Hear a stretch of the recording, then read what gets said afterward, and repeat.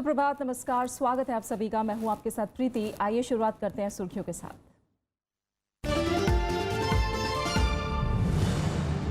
नीति आयोग की बैठक में जीएसटी समेत 15 सालों के विजन डॉक्यूमेंट पर चर्चा। प्रधानमंत्री ने सभी राज्यों से की सहयोग की अपील। केंद्र और राज्यों के साथ चुनाव कराने और वित्त वर्ष की तारीख बदलने पर विचार।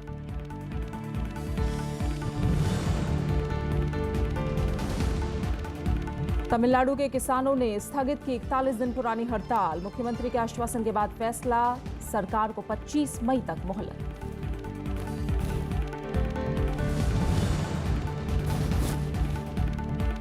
दिल्ली में नगर निगमों की 270 सीटों पर करीब 54% मतदान। बीजेपी, कांग्रेस और आम आदमी पार्टी में मुख्य मुकाबला। 26 अप्रैल को आएंगे नतीजे।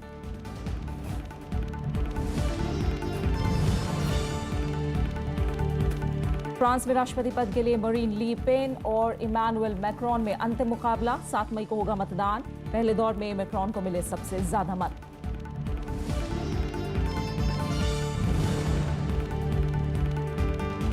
और बोपन्ना और पाब्लो की जोड़ी ने जीता Monte Carlo Masters tennis tournament. Final में स्पेन के फेलिसियानो और मार्क लोपेज को दी मात। एकल मुकाबले में राफेल नडाल का रिकॉर्ड 10वां खिताब।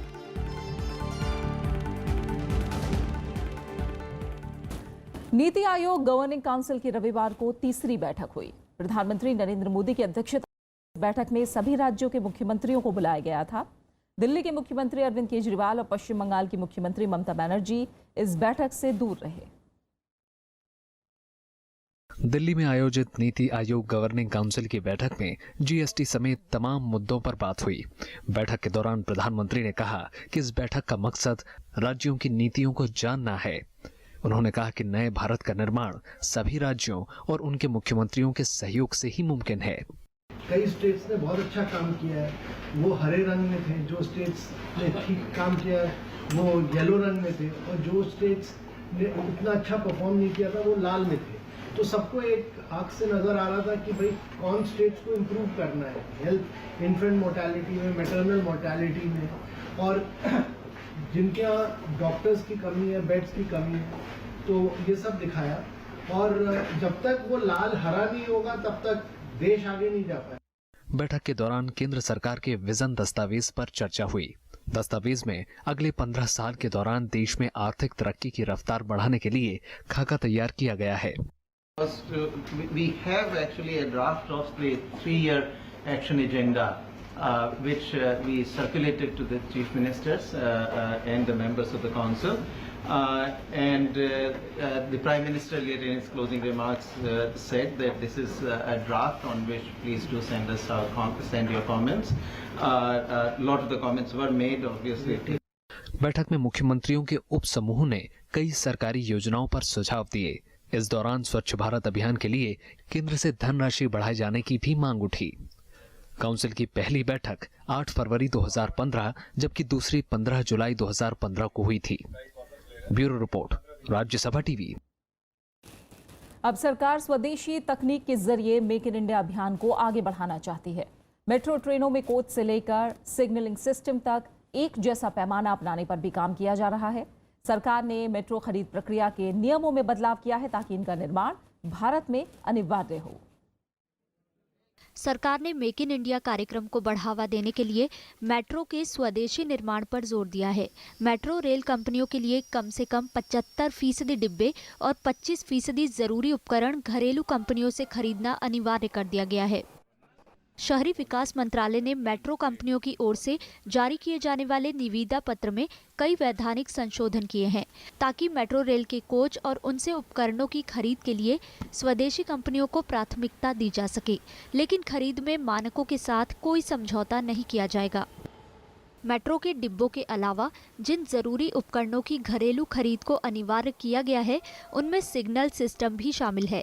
इसके अलावा मेट्रो के रखरखाव की जिम्मेदारी को बड़ी संख्या में मेट्रो कोच रखने वाली कंपनियों के लिए अनिवार्य बनाया गया है। आपूर्तिकर्ता चाहे तो इसके लिए देश में एक कंपनी स्थापित कर सकते हैं या किसी भारतीय कंपनी के साथ साझेदारी कर सकते हैं। फिलहाल देश में कुल 7 राज्यों में मेट्रो का संचालन हो रहा है। इसमें 1912 डिब्बों को इस्तेमाल किया जा रहा है। मेट्रो के लगातार हो रहे विस्तार के चलते कंपनियों को 1420 डिब्बों की तत्काल जरूरत है। अगले 3 साल में 1600 डिब्बों की मांग और बढ़ने की संभावना है, जिसमें प्रत्येक डिब्बे की कीमत तकरीबन 10 करोड़ रुपए होगी। मेट्रो कंपनियों से इस आदेश पर तुरंत अमल करने के लिए कहा गया है। Bureau report, Rajya Sabha TV. प्रधानमंत्री नरेंद्र मोदी ने बीजेपी शासित राज्यों को समयबद्ध और तेजी से काम करने का निर्देश दिया है। दिल्ली में बीजेपी शासित राज्यों के मुख्यमंत्रियों और उप मुख्यमंत्रियों के साथ बैठक में प्रधानमंत्री ने गरीब कल्याण योजनाओं के क्रियान्वयन पर जोर दिया। उन्होंने राज्यों के मुख्यमंत्रियों से केंद्र सरकार की नीतियों को जन जन तक पहुंचाने का आह्वान किया। बैठक में बीजेपी अध्यक्ष अमित शाह के अलावा केंद्रीय गृह मंत्री राजनाथ सिंह, शहरी विकास मंत्री एम वेंकैया नायडू, विदेश मंत्री सुषमा स्वराज, केंद्रीय सड़क परिवहन मंत्री नितिन गडकरी और बीजेपी शासित 13 राज्यों के सभी मुख्यमंत्री और 5 उप मुख्यमंत्री मौजूद थे। बैठक सरकार के एजेंडे को आम जनता तक पहुंचाने और विपक्षी दलों के सरकार पर हो रहे हमलों के संबंध में महत्वपूर्ण मानी जा रही है। बीजेपी शासित राज्यों के मुख्यमंत्रियों के साथ प्रधानमंत्री की ये दूसरी मुलाकात थी। इससे पहले 27 अगस्त 2016 को बैठक हुई थी।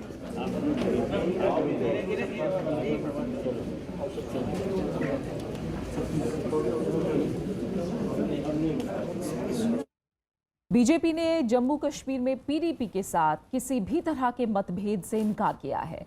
जम्मू में प्रदेश बीजेपी अध्यक्ष सत्य शर्मा ने कहा कि मुख्यमंत्री महबूबा मुफ्ती के नेतृत्व में गठबंधन बेहतर ढंग से काम कर रहा है।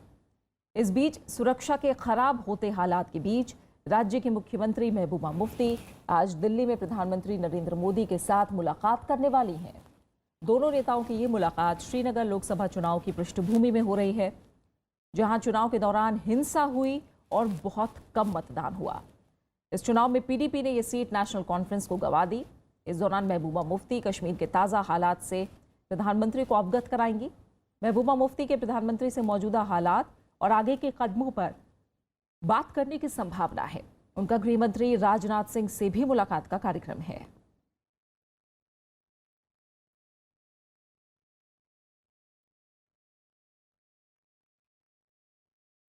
निर्वाचन आयोग ने 2017-18 और 2018-19 के दौरान 16,15,000 वीवीपैट मशीनों की खरीद के लिए जरूरी आशय पत्र जारी किया है। इन मशीनों को सार्वजनिक उपक्रम भारत इलेक्ट्रॉनिक्स लिमिटेड और electronics corporation of India limited से 3,100 करोड़ रुपए से ज्यादा की कीमत पर खरीदा जाएगा। मुख्य निर्वाचन आयुक्त नसीम जैदी के मुताबिक वीवीपैट मशीनों से चुनाव प्रक्रिया ज्यादा पारदर्शी होगी। इससे स्वतंत्र और निष्पक्ष मतदान पर मतदाताओं का भरोसा और बढ़ेगा। केंद्र सरकार ने 19 अप्रैल को वीवीपैट के लिए 3,000 करोड़ से ज्यादा रुपए की मंजूरी दी थी। देश में कुल 16 लाख ईवीएम मशीनें लोकसभा चुनाव में इस्तेमाल होती हैं और इतनी ही वीवीपैट मशीनें भी चाहिए।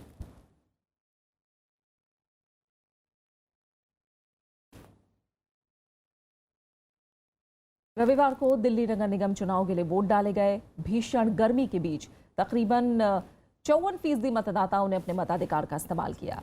इस बार मुख्य मुकाबला बीजेपी, कांग्रेस और आम आदमी पार्टी के बीच माना जा रहा है।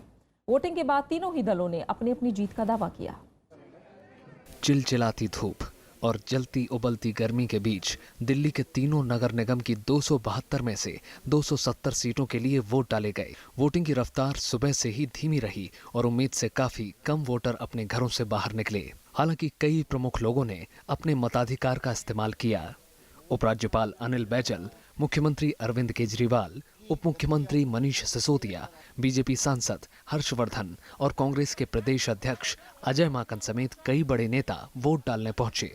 गंदगी के खिलाफ और डेंगू मुक्त, चिकनगुनिया मुक्त दिल्ली के लिए वोट डालें। मुद्दे बड़े स्पष्ट हैं।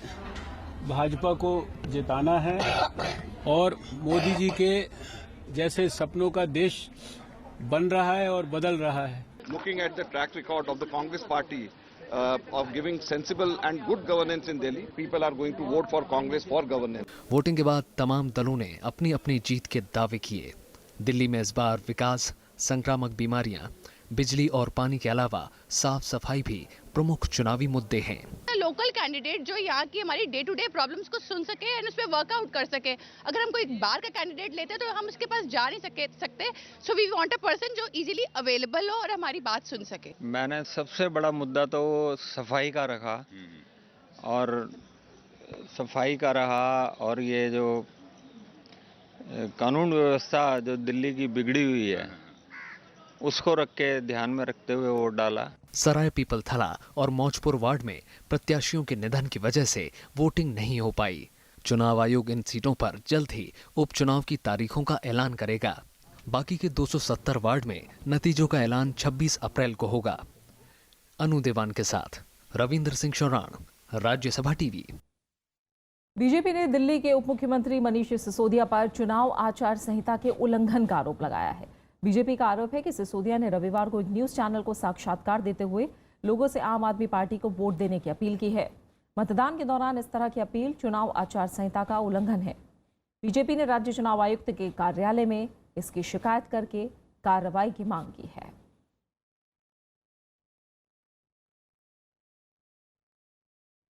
अब जानिए, आप बने रहे हमारे साथ। लौट रहे हैं एक छोटे से ब्रेक के बाद।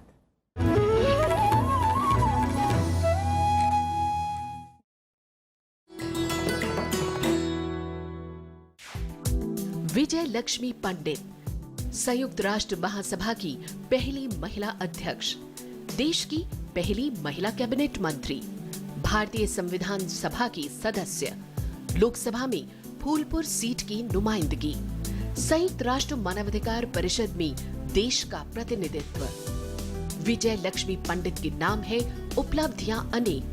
नेहरू परिवार की ये सदस्य है देश की सफलतम राजनीतिज्ञों में से एक।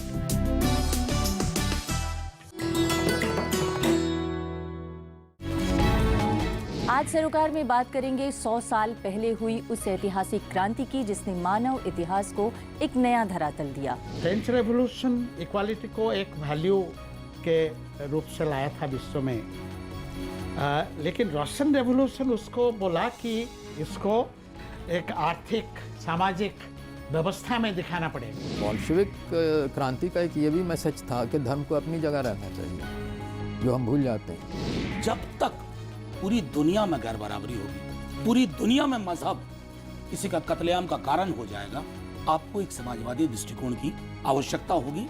समाजवाद की तो बहुत ही जरूरत है, because unless there is equality and greater deal of egalitarianism, किसी तरह से कोई पॉलिटिकल स्टेबिलिटी नहीं आने वाली है। 19वीं शताब्दी में पूंजीवाद का एक बहुत भयानक रूप सामने आया, उसी तरह ये डिजिटल एज के जरिए अब असमानता बहुत बढ़ गई। देखिए सरोकार सिर्फ राज्यसभा टीवी पर।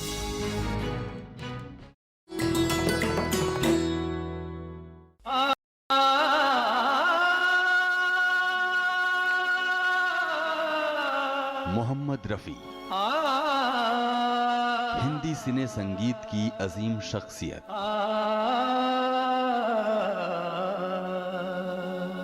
तुमने मुझे शहंशाह तरन्नुम के नाम से मशहूर नौशाद के साथ शुरू किया अपना फिल्मी सफर। 36 साल में गाए 28,000 से ज्यादा गीत, वो गीत जो आज भी गूंजते हैं घर घर। मुझे फिल्मी गायन के इस शानदार सफर में उन्होंने 11 भाषाओं में गाए गीत। मुझे भुला न पाओ। सिने संगीत के क्षेत्र में अमूल्य योगदान के लिए मोहम्मद रफी को मिला 1967 में पद्मश्री सम्मान। संग संग तुम भी गुनगुनाओगे, हाँ तुम मुझे भुला न पाओगे, हो तुम मुझे।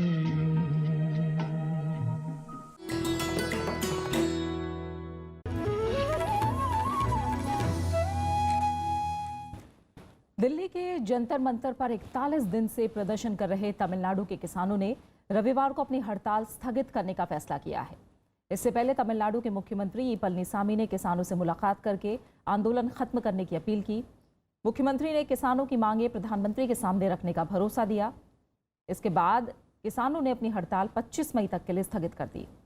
किसान कर्ज माफी समेत तमाम मांग कर रहे हैं और इनके समर्थन में पिछले करीब 40 दिन से ये प्रदर्शन हो रहा था। The CM also told, we will help you. We will write off the loan borrowed by you.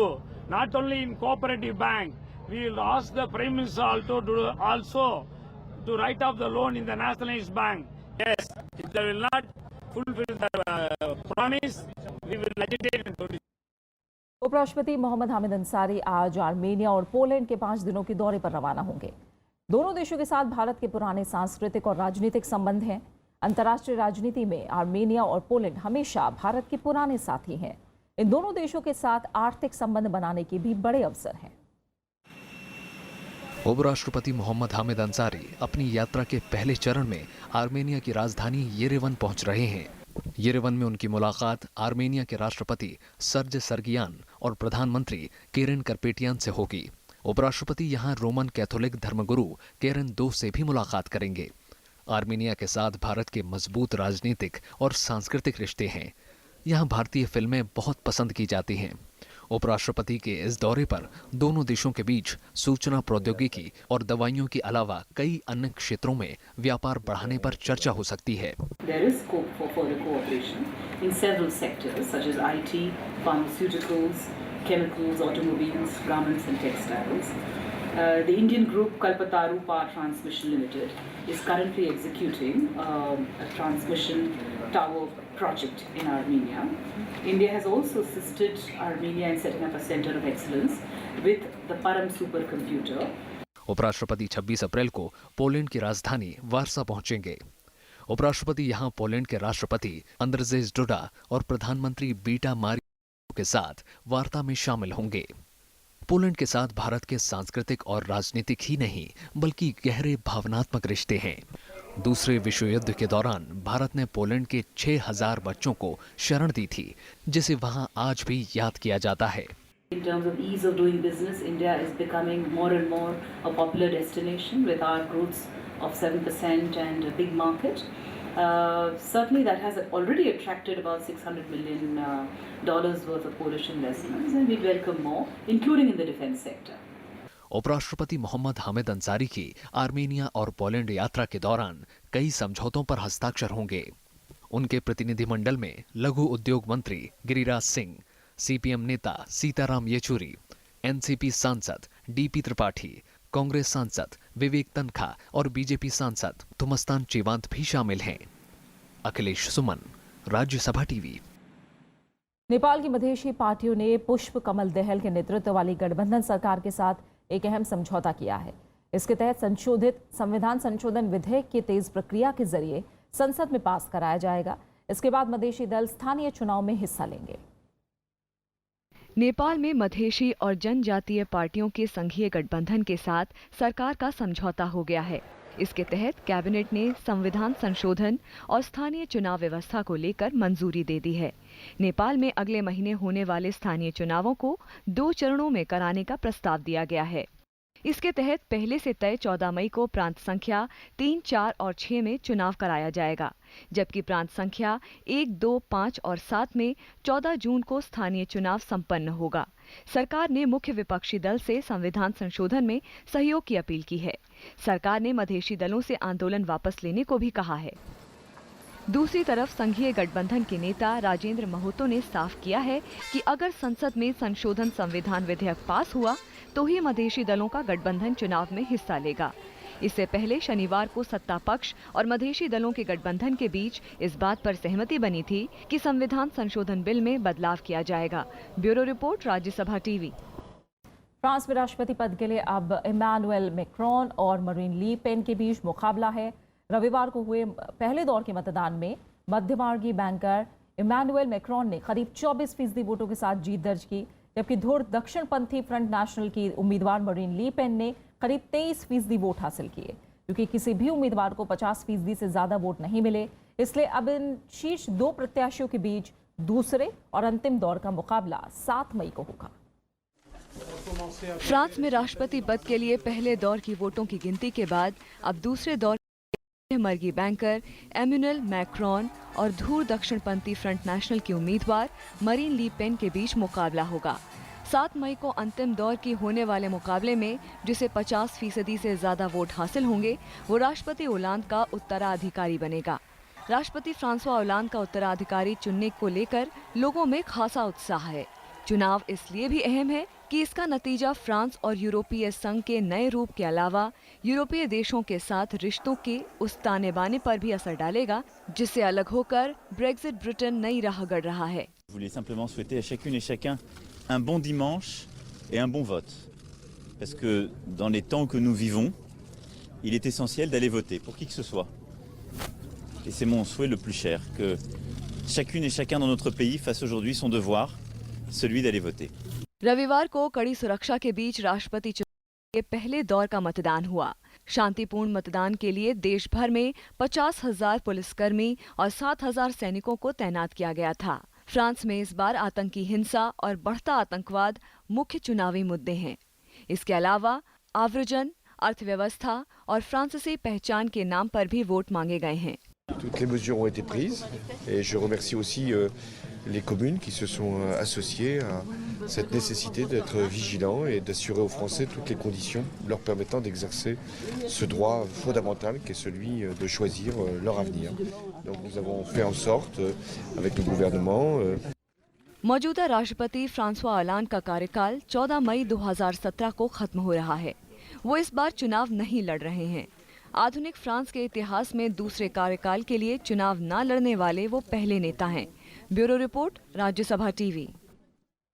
और खेल की दुनिया से अहम खबर है। भारत के टेनिस खिलाड़ी रोहन बोपन्ना और उरुग्वे के पाब्लो क्यूवास की जोड़ी ने Monte Carlo Masters tennis tournament के पुरुषों का डबल्स खिताब जीत लिया है। बोपन्ना और क्यूवास की जोड़ी ने खिताबी मुकाबले में फेलिसियानो लोपेज और मार्क लोपेज की स्पेनिश जोड़ी को 1 घंटे 14 मिनट तक चले मैच में 6-3, 3-6, 10-4 से हराया। बोपन्ना और क्यूवास की जोड़ी का ये सत्र का पहला खिताब है, जबकि बोपन्ना ने इस साल ओवरऑल दूसरा खिताब अपने नाम किया है। इससे पहले बोपन्ना ने जीवन नेदुचेजियन के साथ मिलकर चेन्नई ओपन का खिताब जीता था। उधर स्पेन के दिग्गज खिलाड़ी राफेल नडाल ने 10वीं बार Monte Carlo Masters tennis tournament के पुरुष एकल का खिताब अपने नाम कर लिया है। नडाल ने फाइनल मुकाबले में हमवतन खिलाड़ी एल्बर्ट रामोस विनोलास को सीधे सेट में हराया। उन्होंने विनोलास को 6-1, 6-3 से मात दी। नडाल 1968 के बाद ओपन एरा में कोई खिताब 10 बार जीतने वाले पहले खिलाड़ी भी बन गए हैं। वहीं क्ले कोर्ट पर नडाल का ये 50वां खिताब है और करियर का 70वां खिताब है।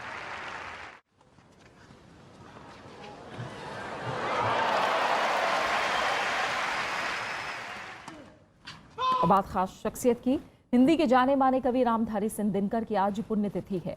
दिनकर का जन्म 1908 में बिहार के मुंगेर जिले के सिमरिया में एक किसान परिवार में हुआ था। उन्हें एक ओजस्वी राष्ट्रभक्त कवि के रूप में जाना जाता था। दिनकर को संस्कृत, बांग्ला, अंग्रेजी और उर्दू की गहन समझ थी। आज़ादी से पहले के दौर में दिनकर एक विद्रोही कवि के तौर पर उभरे। इसके बाद उन्होंने राष्ट्रकवि उन्हें कहा जाने लगा। उनकी कविताओं में विद्रोह और क्रांति के संदेश के साथ साथ भावनाओं की अभिव्यक्ति भी है। दिनकर की लिखी कुरुक्षेत्र और उर्वशी नाम की कृतियां काफी लोकप्रिय हैं। उर्वशी के लिए उन्हें भारतीय ज्ञानपीठ पुरस्कार दिया गया, जबकि कुरुक्षेत्र को विश्व के 100 सर्वश्रेष्ठ काव्यों में 74वां स्थान दिया गया। इसके अलावा दिनकर की कृतियों में रेणुका, हुंकार, सामधेनी, परशुराम की प्रतीक्षा भी काफी लोकप्रिय हुई। और रामधारी सिंह दिनकर पर राज्यसभा टीवी का खास कार्यक्रम विरासत आप YouTube पर भी देख सकते हैं। और अब आखिर में हेडलाइंस पर एक नजर। नीति आयोग की बैठक में जीएसटी समेत 15 साल के विजन डॉक्यूमेंट पर चर्चा। प्रधानमंत्री ने सभी राज्यों से की सहयोग की अपील। केंद्र और राज्यों के साथ चुनाव कराने और वित्त वर्ष की तारीख बदलने पर विचार।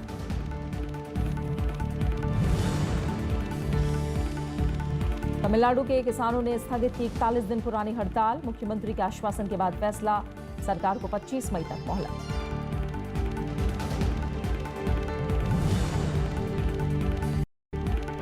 दिल्ली में नगर निगमों की 270 सीटों पर करीब 54% मतदान। बीजेपी, कांग्रेस और आम आदमी पार्टी में मुख्य मुकाबला। 26 अप्रैल को आएंगे नतीजे।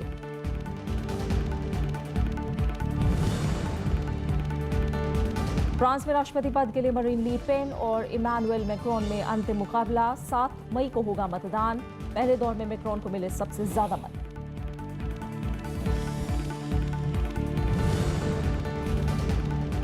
और बुपन्ना और पाब्लो की जोड़ी ने जीता Monte Carlo Masters tennis tournament. Final में स्पेन के फेलिसियानो और मार्क लोपेज को दी मात। एकल मुकाबले में राफेल नडाल का रिकॉर्ड 10वां खिताब।